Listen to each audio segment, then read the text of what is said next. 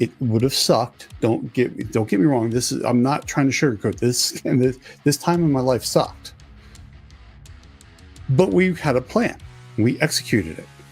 Welcome back to the Undependent Podcast, where we empower self-reliance one step at a time.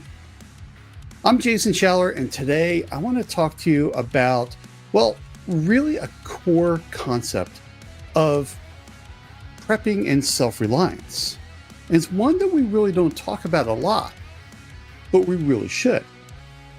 It's mindset. Of all the tools that we have, one of the most important ones is our mind. But before we get into that, I want to talk to you about a company that helps me bring you content. And not only are they helping me bring you content, they're going to help you save a little bit of money. What am I talking about? I'm talking about Ammo Squared. Look, it's very hard to talk about prepping and self-preparedness and, reliance without talking about firearms. It's not everything, but it is a component that we use. And over at Ammo Squared, they help me think about my ammunition purchases differently. They make me think of it like an investment. I'm investing in copper-jacketed lead. And they help me do that by looking at what I'm buying ammo at. I see my cost per round, and then I know if prices are going up or down. Super cool concept from Ammo Squared. If you go to www.trb.fyi/A2, there's a special there for you. You need to click that link to get that special. Now let's talk a little bit about what this mindset looks like, how to develop one, and why mental resilience is just as important, if not more, than having the perfect bug out bag or the perfect stocked pantry. So let's get into it. Let's start by defining what exactly the preparedness mindset is. It's more than just being alert to dangers or aware of potential threats, though that's part of it. At its core, the preparedness mindset is about cultivating mental resiliency and adaptability. It's about expecting the unexpected and knowing how to react calmly and effectively when things go wrong. In essence, it's about awareness, flexibility, problem solving, and self-discipline. What makes this mindset so powerful is that it applies to every aspect of your life, not just during emergencies. It's a way of thinking that leads to better decisions, stronger relationships, and ultimately more personal freedom.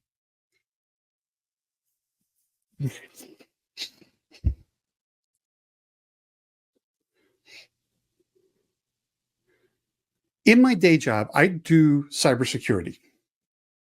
We get stuff thrown at us all the time. We have no idea what we're getting thrown at us at any given second. We have to think fast. We have to go through the tools that we have, and they're all in our head. This transitions over from my day job to preparing and things like that. I need to make split decision. I'm having a hard time getting this one out. Sorry, it is super early. I need to make split-second decisions. I need to make them based on evidence I have. They might be right.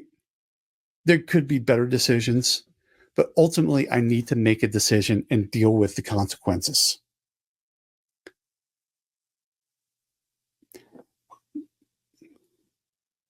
One of the most important reasons to cultivate this mindset is it helps protect your freedom. It's kind of weird to think about that.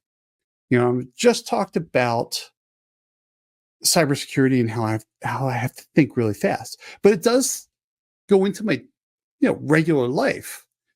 And the way that it helps me out is that you need to understand that in order to build sustained freedom, we do that through constant action. We do that through the way we think.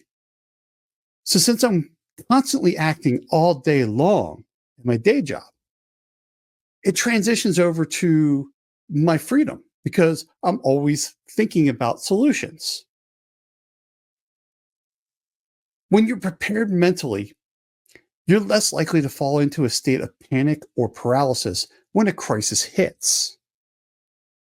Panic leads to poor decision making, and poor decisions often result into you becoming dependent on others, whether it's the government, emergency services, big corporations, charities, what have you. Now, there's not a problem with needing a hand from time to time, but you don't want to be dependent on that. We want to become undependent. The preparedness mindset gives you control over your life, even when it's in chaos. You aren't waiting around for someone to save you. You have the tools and the mental toughness to take care of yourself and your family. Let me give you an example. Imagine two people during a natural disaster. One's calm and one has a plan. They know exactly what steps they're going to take. The other one's frozen in fear, doesn't know what to do, and waits for help. The person with the preparedness mindset stays free. They remain in control of the situation, while the other one is at mercy of the others. Let's go back to Hurricane Katrina.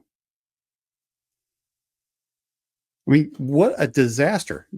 I mean, on multiple levels, not only just natural disaster, but complete failure and breakdown of the system. There were so many people that relied on the system. Those that didn't, they didn't have to go to the Superdome. They had to worry about where water was coming from, which came days later. Everybody else was reliant on the system. They were at the mercy of the system. This is why cultivating a preparedness mindset is so important. It's about empowering yourself to maintain independence no matter what happens. Now, we can't prepare for everything, but if we have the tools to prepare for most of the stuff, probably work our way through what we're missing. Now, to build this mindset, we need to know what this mindset is and why it matters. First, it begins with awareness, paying attention to your surroundings and recognizing that risks are present in your daily life. You don't need to be paranoid. This is not about being paranoid. This is about being observant. One of the things that drives me absolutely nuts is when I get gas. Get gas in my car. How many people out there in the audience has gone to go fill up their gas tank and someone's sitting there rocking out with some earbuds on, completely oblivious of what's going around? What if they're filling their car up and someone's brakes fails coming into the gas station and they're heading right towards them? They're going to be injured. They're in what we call condition white, right? They're just completely oblivious of what's going around them.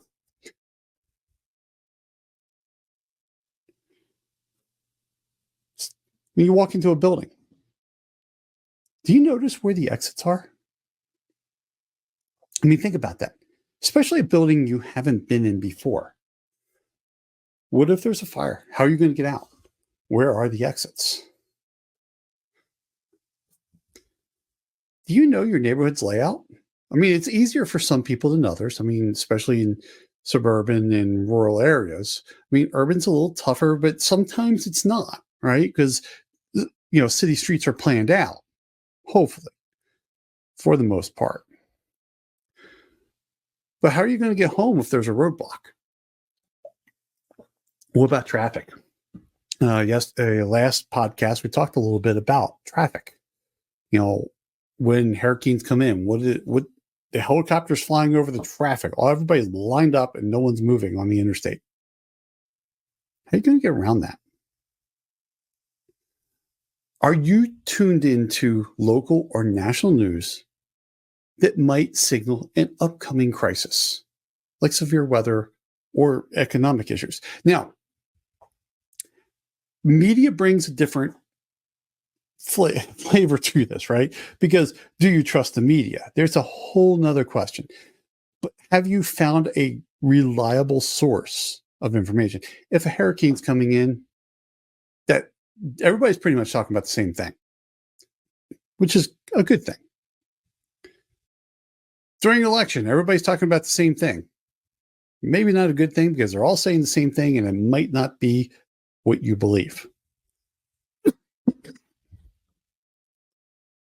But anyways, go back to finding a good source of information. Now, what's so funny is everybody gets tied up into, okay, it's going to be, another pandemic. It's going to be, everybody thinks big scale, right? World is ending type of stuff. Could it happen? Sure. What's the likeliness of it happening to you? You need to prep for what is most likely going to happen to you. It's building situational awareness. So let me give you an idea of what economic situational awareness is like. A little over 2 years ago, the company I was working for, I was in a leadership position. I was paying attention, and I knew that things in the business were not sustainable. I was paying attention to that. So I guess around August, and their fiscal year was October 1st.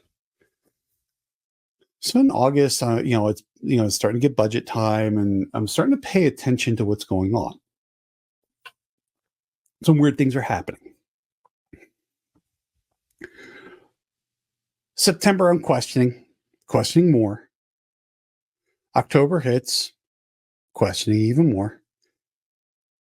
And I have a major piece of software that's up for renewal.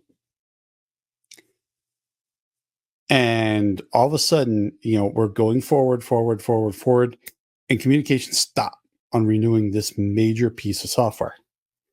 Something's up.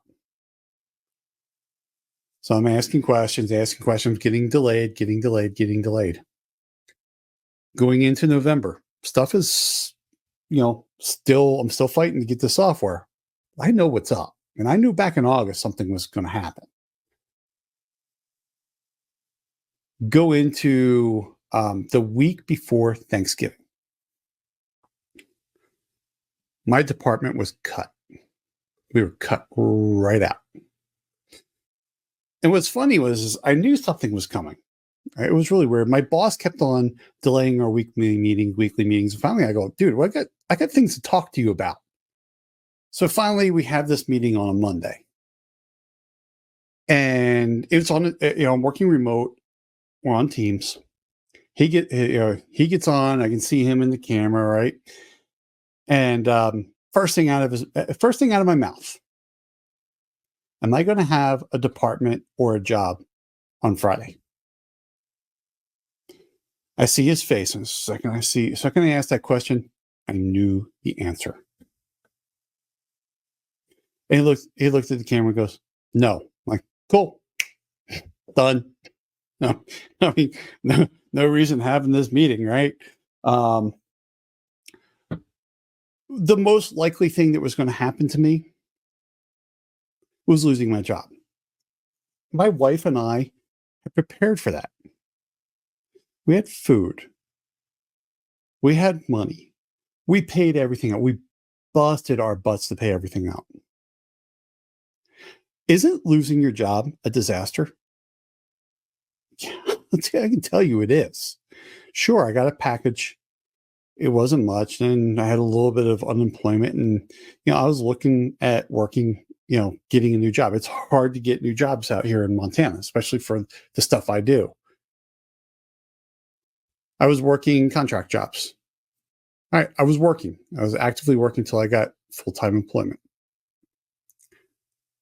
This is what I'm talking about, building situational awareness. Pay attention to what's going on around you. Going into COVID, I started buying primers. I started buying primers. I remember my wife, so this was December. My wife's like, why are you buying so many primers? I'm like, man, I don't know what this thing is that's coming. I mean, they're talking about it. I go, but it doesn't feel good. We all know what happens to ammunition when, things happen, right? So just start buying primers. Man, I'm so happy. Everyone's like, how did you know to buy primers? I'm like, did you pay attention to what was going on? I did.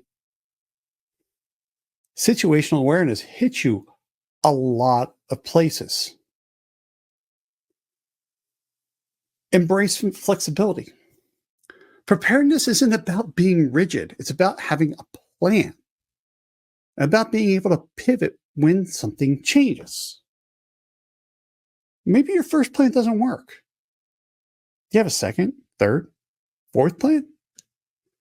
This is true from everything from financial, preparedness to evacuation routes. Plan A. I lost my job. Plan A. Got to get another job, right? Now, we had enough cash on hand that I could have gone 2 years. It would have sucked. Don't get me wrong. I'm not trying to sugarcoat this. And this time in my life sucked. But we had a plan. We executed it. And I had sub-plans too, right? Okay, I need another job. I'm going to do consulting because I was already doing consulting. Easy to just go right and continue doing consulting just for me until I could find something a little more long-term. But what if you're thinking about getting home? And then here's my road home. It goes right to my house. Awesome.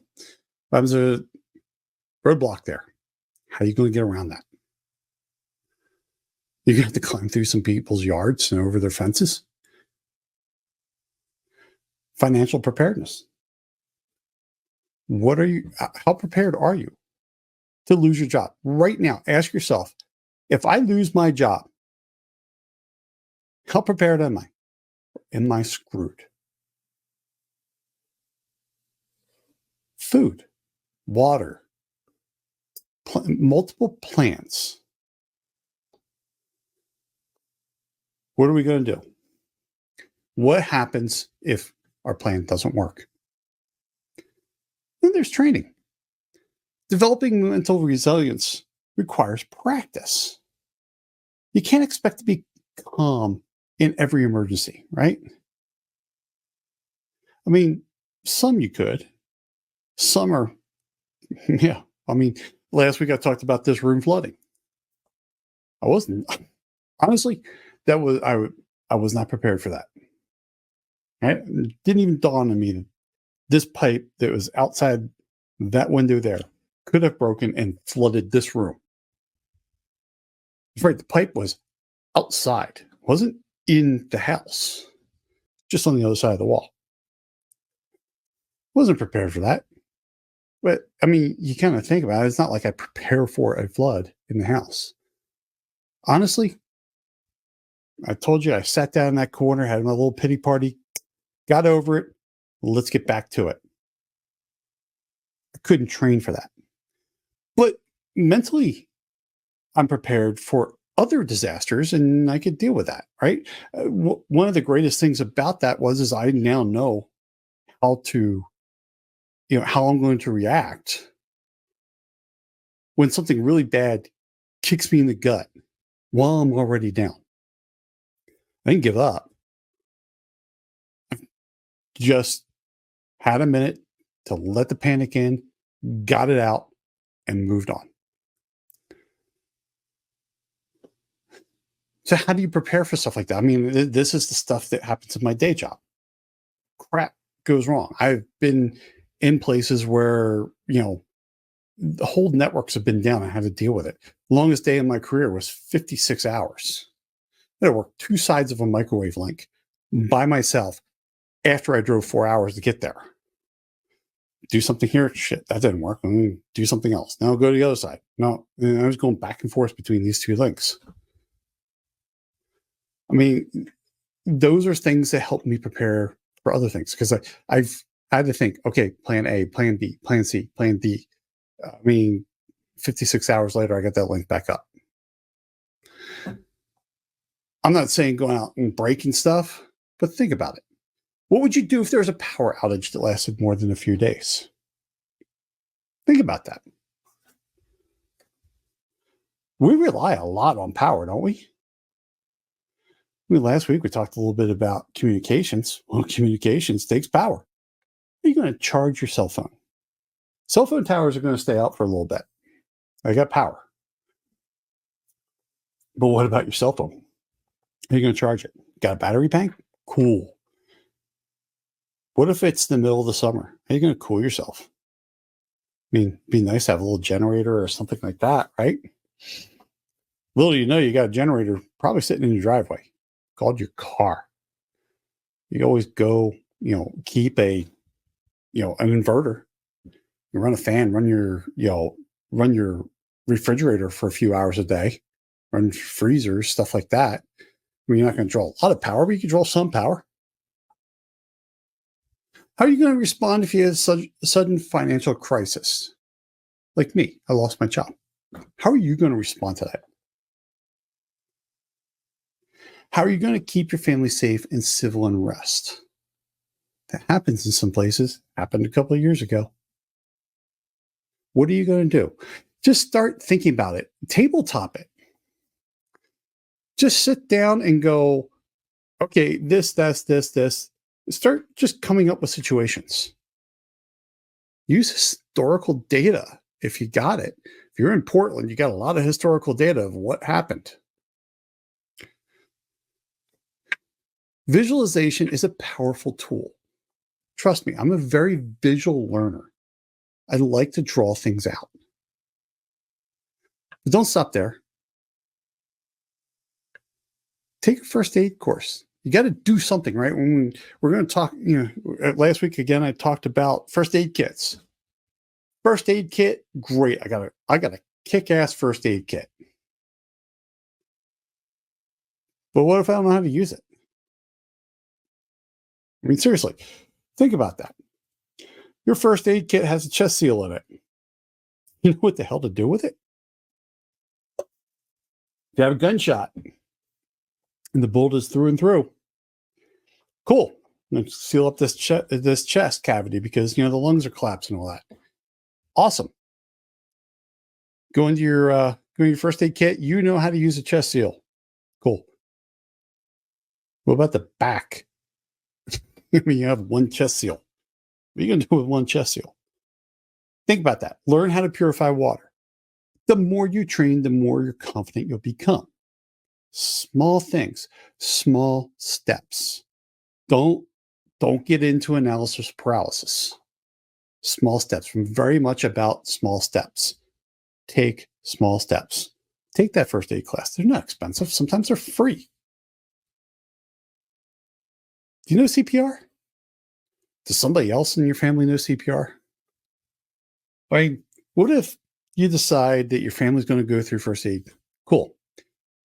I'm the CPR person. You're the broken bone person. You're the burns and abrasions person. Cool.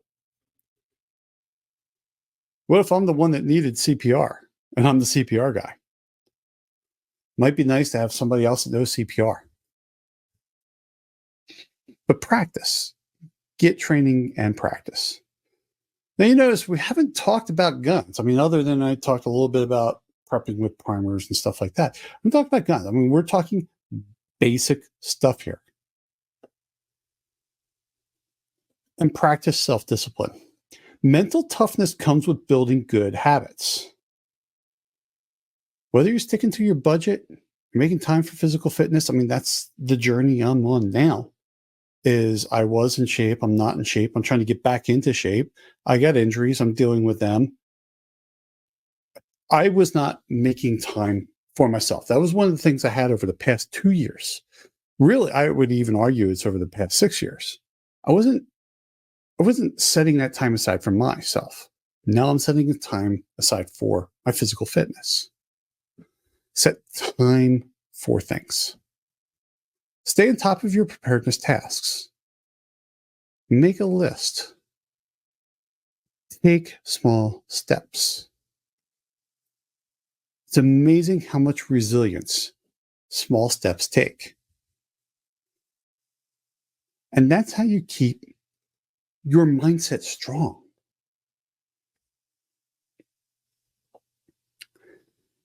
Staying calm in crisis is easier said than done. It really is. I mean, the more crisis you handle, the faster you overcome that problem. But it's going to happen. Just realize you might have to sit in the corner with your ass in a bunch of water, like I did, for a minute or two. Let the panic in, and then get to work. It might happen. With all the stuff I have to deal with, I've been in IT 28 years. I've dealt with a lot of crisis. I can think fast. That one, I needed a minute. It did. I mean, I shut the water off, right? I dealt with the initial crisis, but then I needed a second. I took it. I made time for myself. And I dealt with it. One of the key pillars of preparedness mindset is able to control your emotions. I needed a second. I controlled my emotions. I got it done. Afterwards, we got everything done. Got the cleanup people in here. I was already sucking water out. I was doing as much as I could until the professionals could come in and do it and take over. And then they did.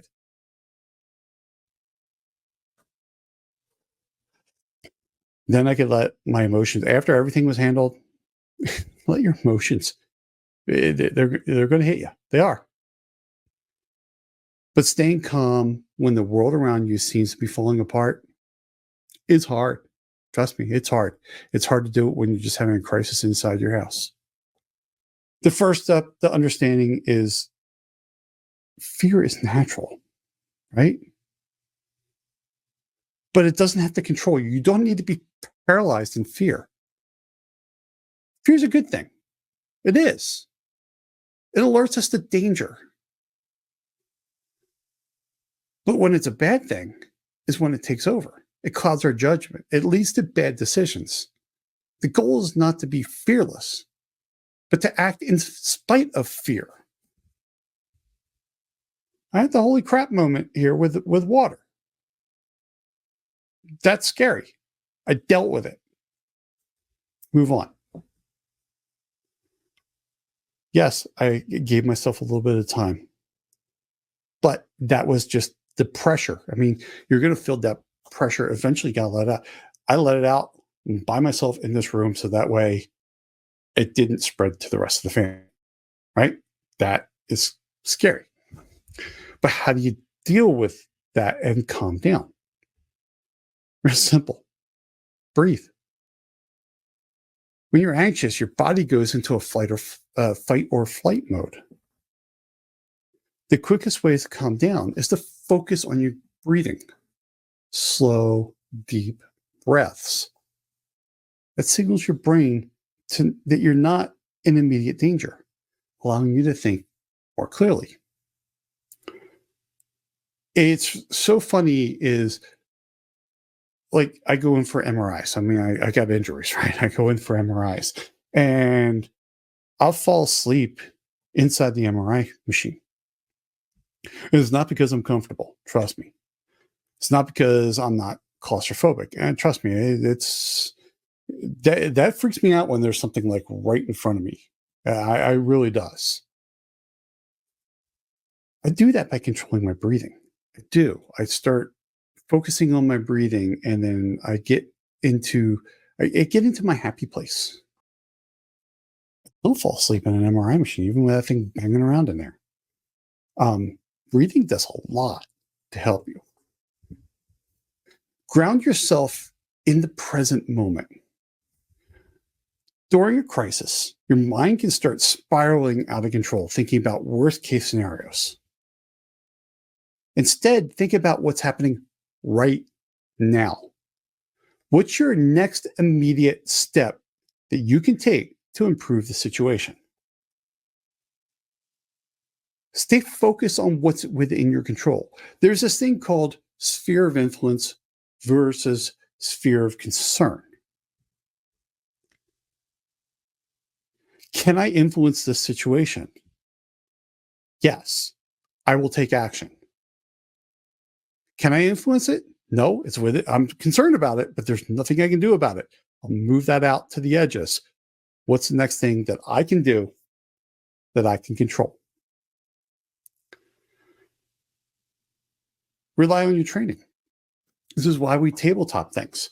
It might not be the exact situation, but it's something similar. The more things you can relate with, the faster you can react, right? If you've done the mental and physical rehearsal of scenario situations, just your brain just starts to default to what you've practiced. But remember that when you're under stress, when you're under fear, you don't resort to your highest mastery of something. You resort to your lowest mastery. This is why we train over and over and over and over and over and over again. We get more proficient. We get more proficient. So if I start here and I start training and I'm 3 notches up, my lowest level is now 3 notches higher. That's what I can rely on. When I clear my mind and relax, that starts going up to my highest mastery of it. Control your thoughts. Negative thoughts can be overwhelming and stressful in situations. Practice reframing negative thoughts think of them going, okay, I'm going to take this negative thought and turn it into a positive one, something that's productive. Instead of thinking this is terrible, how can I handle this? Try, I'm prepared for this. I know what to do. I'm in charge. Small shift. What if you don't know what to do next? I know something like this. Well, let's try that out.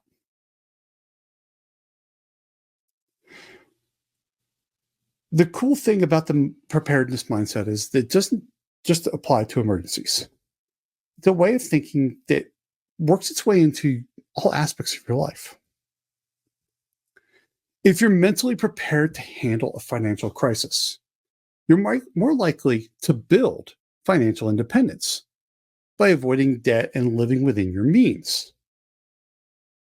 If you're prepared to handle disruptions to your daily routine, you're more flexible and adaptable at work or in relationships. It's a mindset that reduces stress and involves decision making in all situations. Think of it like this. Every time you practice self-reliance in small ways, think of it like this. Every time you practice self-reliance in small ways, you don't have to do it in large ways, even in small ways, like learning a new skill or planning ahead, you're building mental resilience. You're making it easier to handle bigger challenges down the road. And this brings us back to the core message. Sustained freedom through consistent action. Every small step you take towards becoming more prepared, more resilient, and more self-reliant is a step towards greater personal freedom. And I hope you're building that personal freedom. That's why I started the Undependent Podcast. I want you to be personally free. So if you like this episode, please subscribe, share it, and help someone else. Regardless of where you are in your journey, you could just be starting. You could be way down the road. But every step you take brings you to that self-independence. And mindset, and this independent mindset will empower you to stay in control no matter what comes your way. Thanks for joining me today. Hope you're staying safe out there. I look forward to talking to you again soon.